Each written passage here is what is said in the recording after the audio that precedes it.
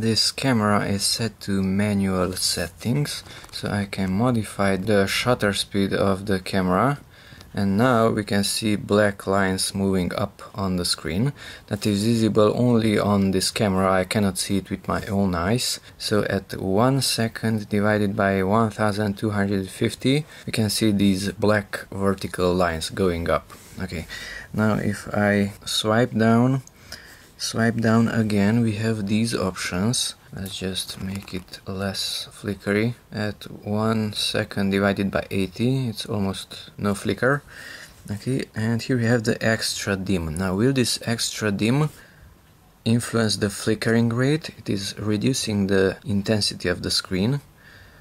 So will it modify the flickering rate? Let's increase the shutter speed of the camera.